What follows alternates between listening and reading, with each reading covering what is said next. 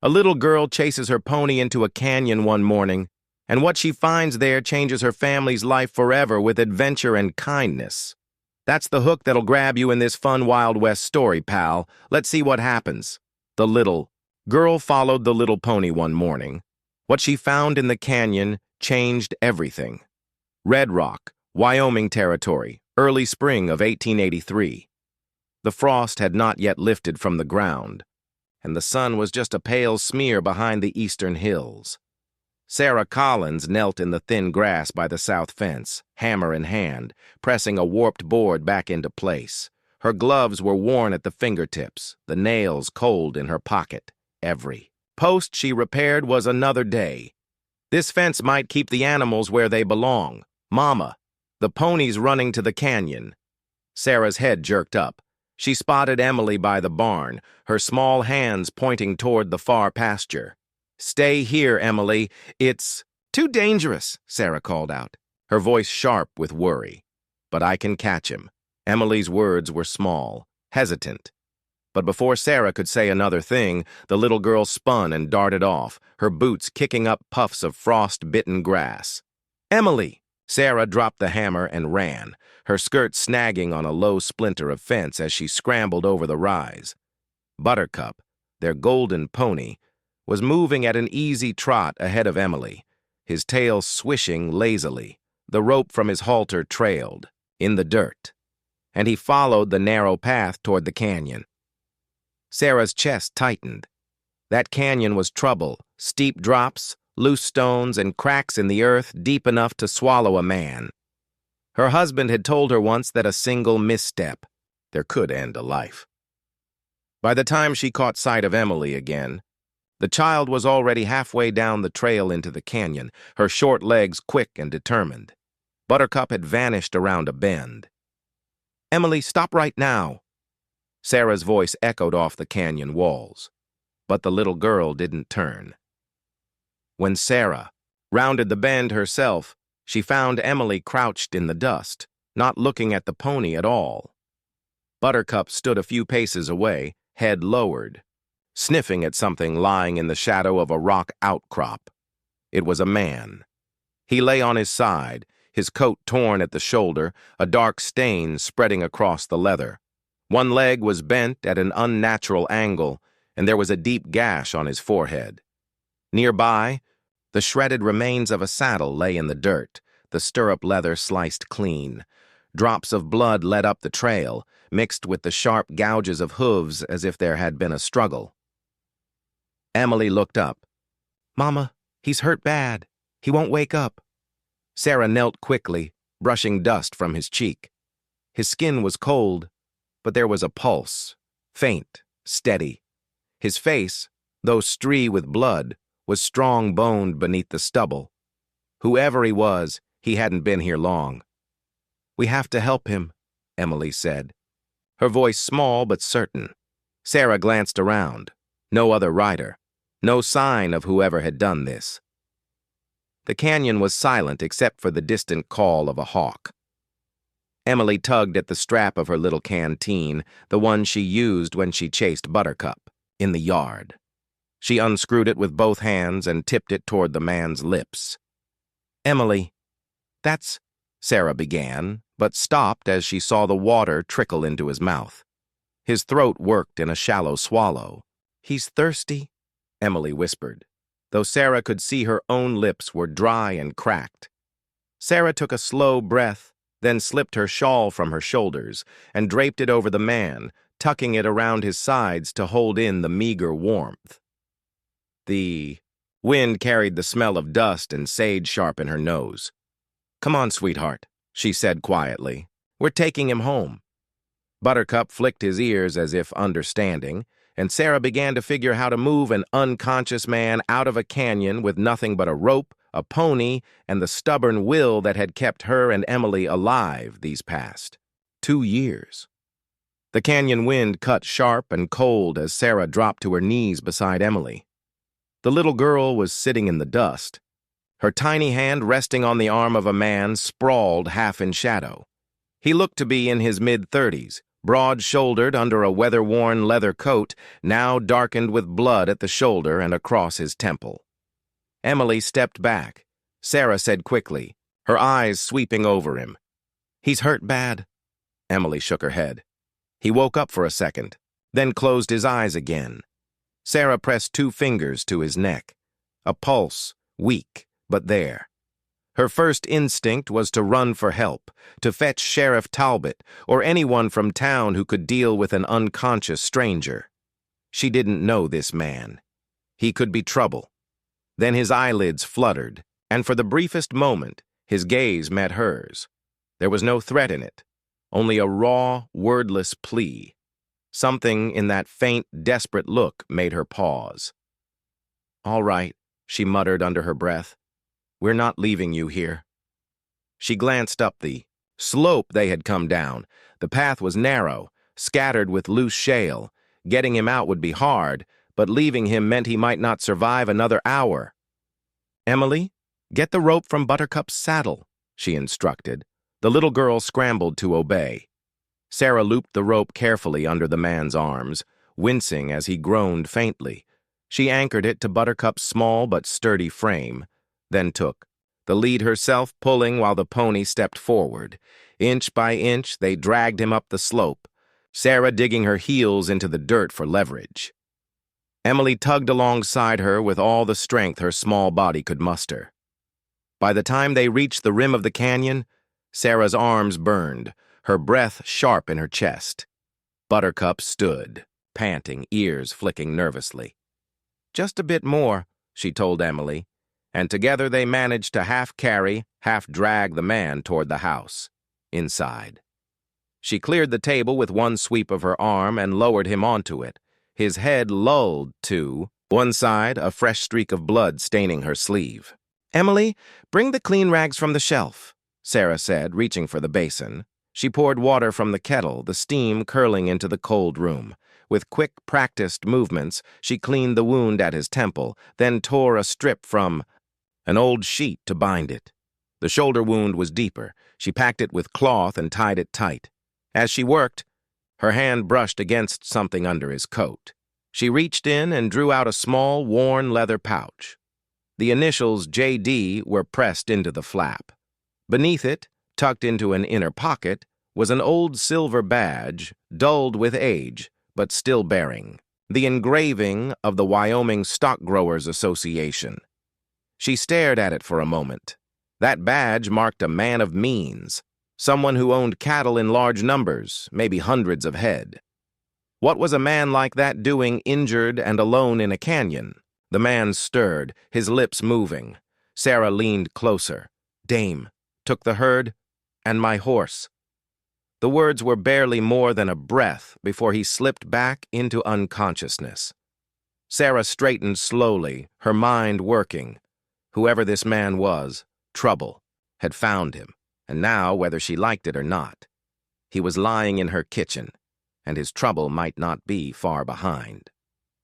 The smell of wood smoke and strong coffee lingered in the small kitchen, weaving through the worn wooden beams and settling into the corners of the room like an old friend. Sarah was tending the stove when a low groan caught her attention. She turned just in time to see the stranger's eyelids flutter open, revealing, eyes heavy with pain and confusion. His gaze slowly swept across the cramped space before resting on her. Then, as if drawn by some silent signal, it shifted to Emily, who sat cross-legged on the floor, gently brushing Buttercup's coat with a careful hand. "Where am I?" His voice was rough, scraped raw by thirst and exhaustion. "You're in my home," Sarah said calmly, wiping her hands on her apron near Red Rock, Wyoming. He shifted slightly, wincing as the movement tugged at the bandage wrapped around his shoulder. "I'm John Dawson," he managed. "I own the Triple Ridge Ranch about 30 miles east of here." Sarah's brow furrowed in surprise. "That's a long way from this canyon." John's jaw clenched with quiet frustration. "I was driving a small string of bloodstock into town when they came out of nowhere. Masked men armed to the teeth. Took the horses, the gear, everything. Left me for dead." Emily's wide eyes looked up at him curiously. Bad men. John's lips curled into a faint, weary smile, despite the pain etched across his face. The worst kind. Sarah crossed her arms, her mind racing with conflicting thoughts.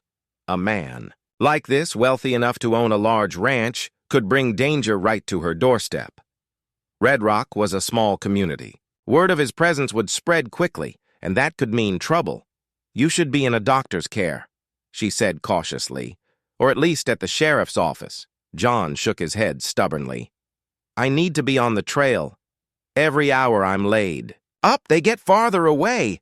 I can't let them disappear into the hills." He swung one leg off the table he had been resting on, attempting to push himself upright. The effort drained the color from his face, and he sagged back slightly. Sarah moved quickly, placing her firm hands on his good shoulder to steady him. "You're in no shape to ride." From the floor, Emily piped up with surprising clarity for her age. "You can't chase bad men if you can't even sit up." John glanced down at the little girl, blinking in surprise as she held out a small piece of dry bread from her plate. "Here, Mama says, food makes you strong."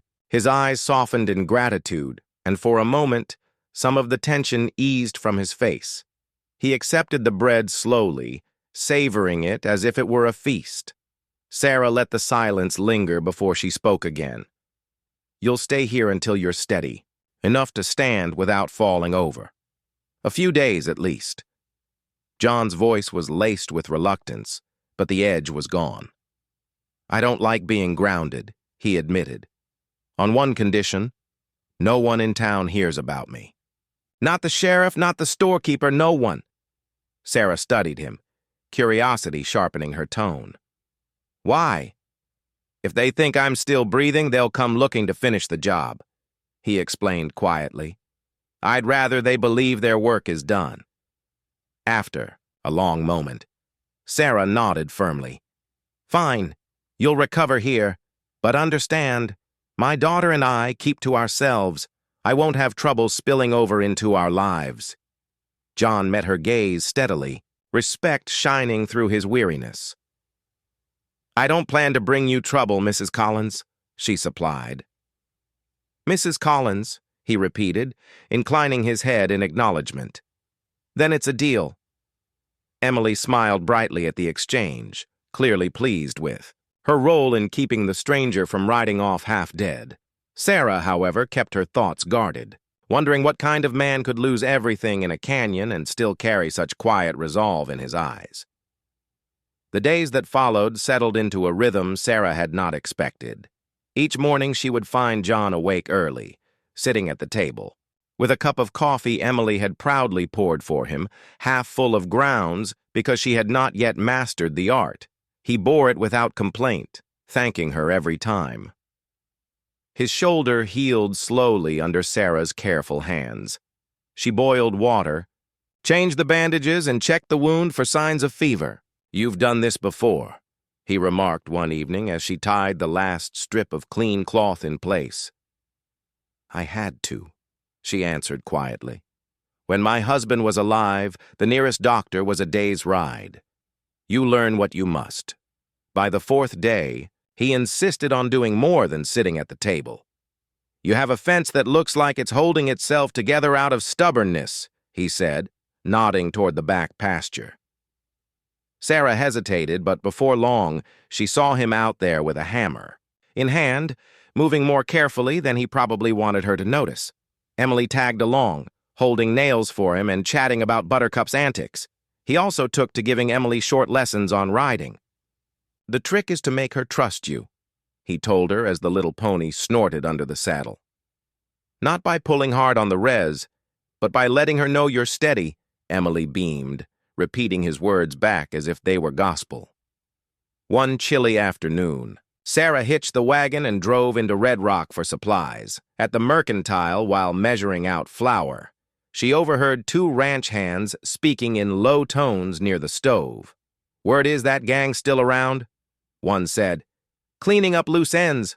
Don't want any witnesses walking into the sheriff's office." Sarah kept her face still, but her heart picked up its pace.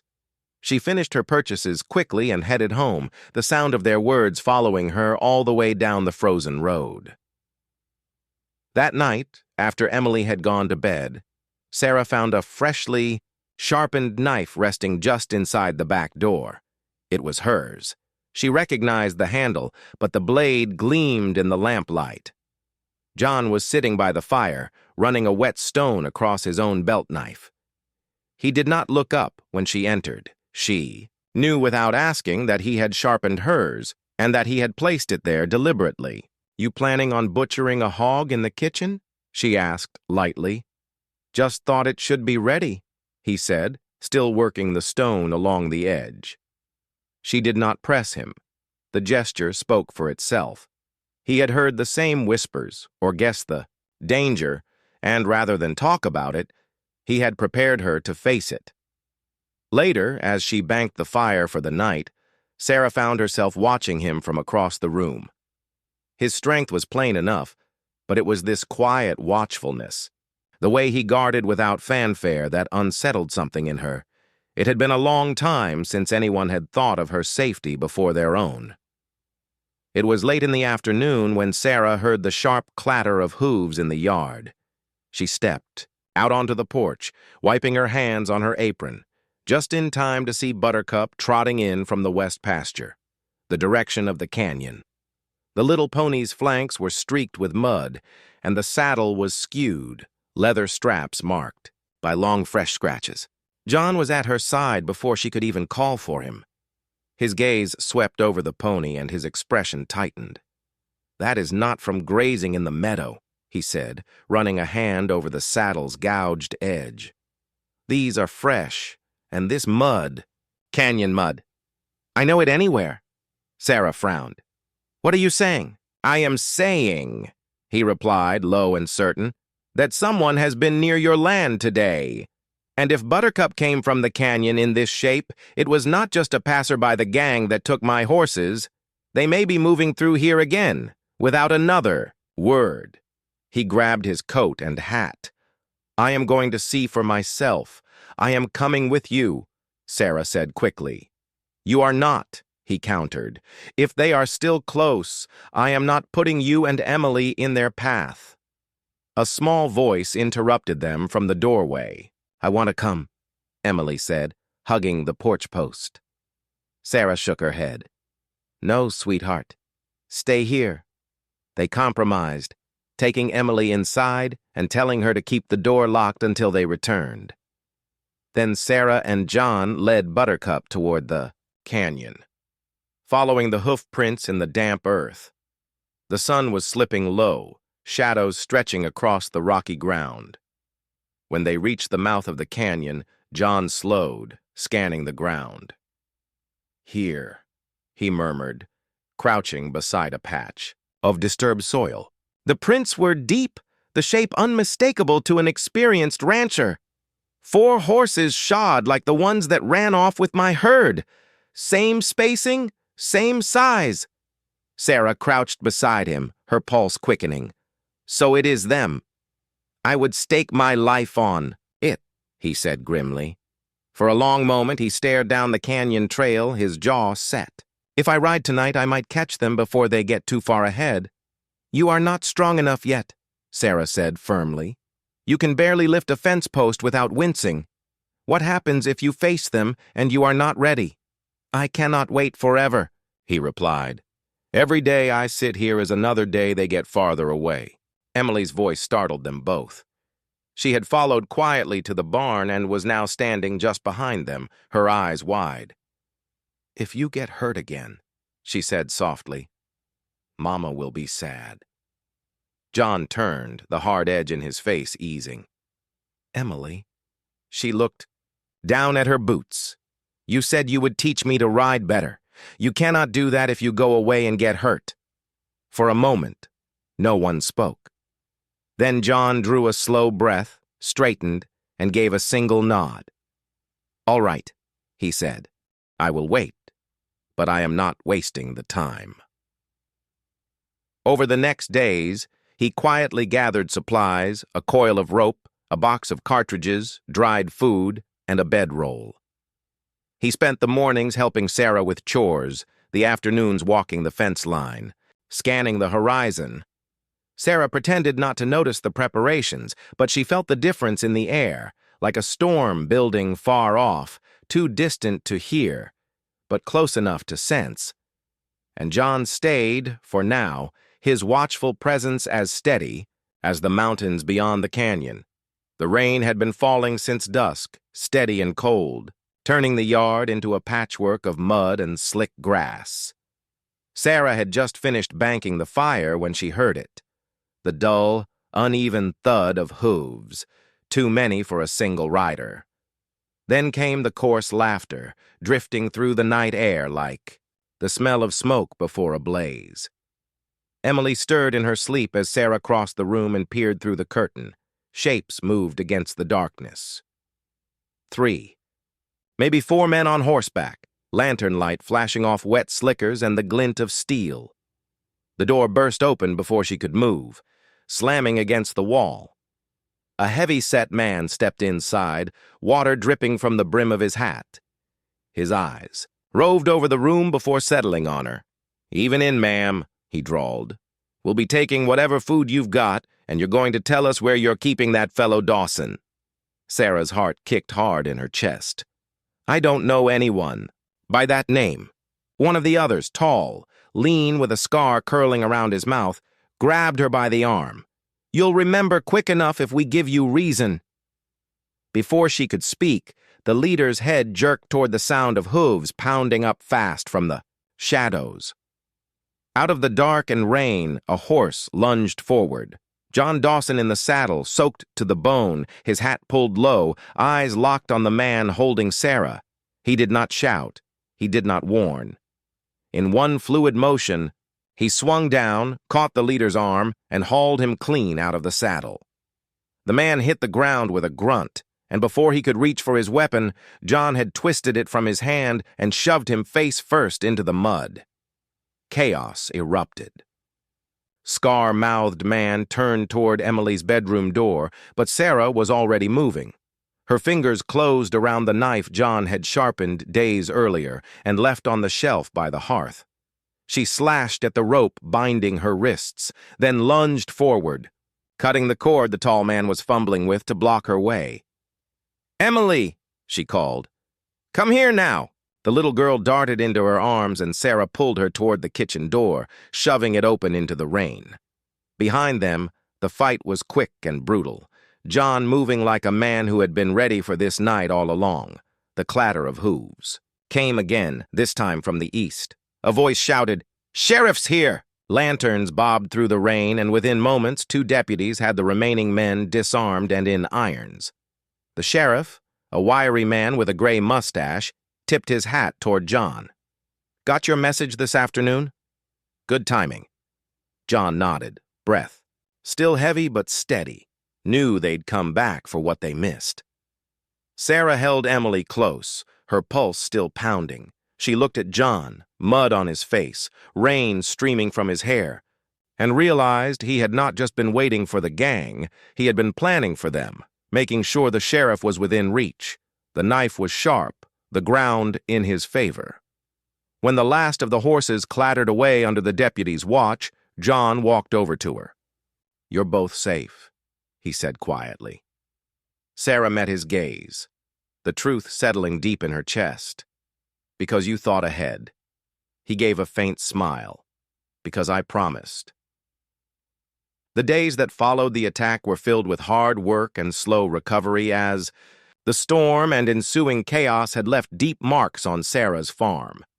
The fences, once standing firm, now sagged and twisted from broken posts.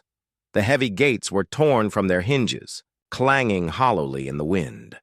The once solid earth had turned into thick, sticky mud where the horses had stampeded, leaving deep grooves that made every step a struggle.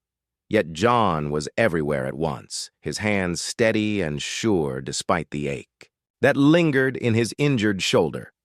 Together, he and Sarah worked side by side, tightening wire, hammering nails into splintered posts, and reinforcing the gates with a strength Sarah had not expected so soon after his ordeal. His determination was unwavering, a silent promise that the ranch would stand strong again. Emily watched from the porch with wide eyes, clutching a small hammer she had claimed as her own. She copied John's movements with a seriousness beyond her years, her little fingers gripping the tool as she tapped at pieces of wood under Sarah's watchful eye. Each afternoon, John found time to teach Emily how to properly care for Buttercup, guiding her small hands to stroke the pony's soft coat and showing her how to sit confidently in the saddle. Gentle but firm, he would tell her with a smile, patiently explaining how trust and patience were the keys to a good rider. Emily's laughter and eager questions brought warmth to the long days, weaving a new thread of life into the fabric of the farm. One evening, as the sky darkened early and rain pattered softly on the tin roof, Emily was already tucked into bed, her breath deep and even beneath the patchwork quilt Sarah had sewn from scraps over the years. The cabin was quiet except for the crackling fire that cast flickering shadows on the rough hew-kneed wooden walls. Sarah and John sat close to the hearth, the soft glow illuminating their faces as the weight of the day settled around them. Breaking the silence, John's voice was low and thoughtful. "I came here broken," he said, his eyes reflecting the orange flames, ready to keep riding alone, to face whatever came next without anyone by my side. He paused, searching the fire as if looking for the right words. "But you and Emily, you've given me something I didn't even know I was missing." Sarah turned toward him, her eyes searching his, with a tenderness she hadn't allowed herself in a long time. "I stopped believing I could trust a man," she confessed softly, her voice trembling with vulnerability. "Not after what happened with my husband. I thought I was done, hoping for anything different." Her gaze dropped for a moment, heavy with the memories she carried alone. John's reached out slowly, bridging the space between them.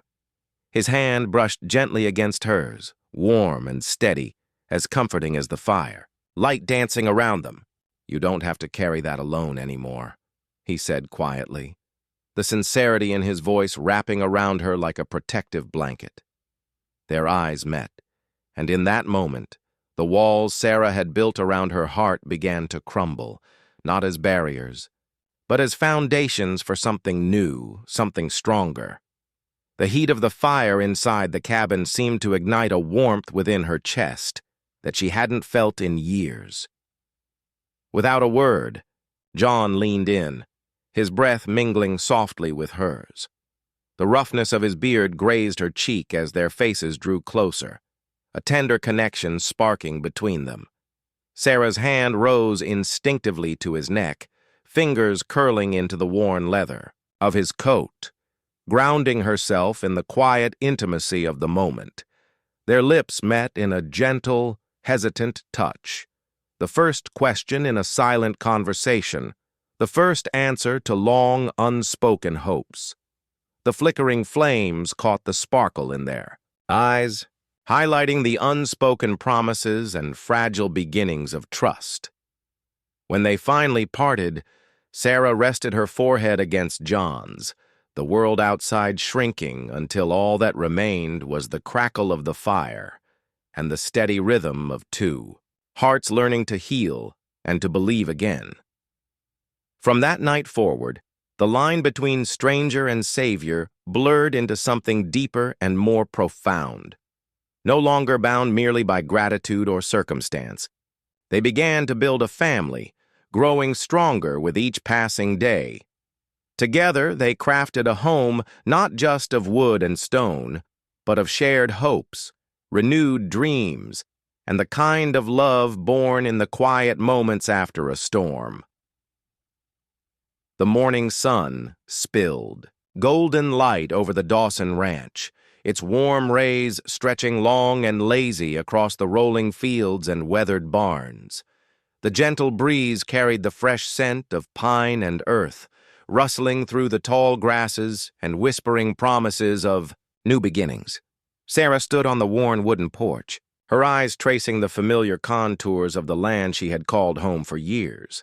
But today, beneath that familiar sky, the landscape seemed different, full of hope, brimming with possibilities she had not dared to imagine before.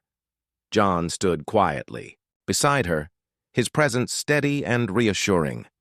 Without a word, his hand found hers, fingers wrapping gently around hers, conveying a certainty and comfort that needed no spoken promise. "I want you both to come live with me," John said softly, his voice steady and sure, like the earth beneath their feet. "This ranch is bigger than I can manage alone. Sarah, I want you to have full say over the house, your decisions, your space. Emily will have room to run and grow, and Buttercup will be right where he belongs, right here with us." Sarah's eyes brimmed with tears, tears that held the weight of relief, joy, and gratitude all at once. She lowered her gaze to see Emily bouncing, on the balls of her feet nearby, her wild curls tossing in the morning breeze, a bright smile lighting up her small face. At the sight of Buttercup tethered close by, Emily's excitement burst forth like sunshine itself. "We're going to live with Mr. John!" Emily shouted with pure delight, her little arms wrapping tightly around the pony's neck.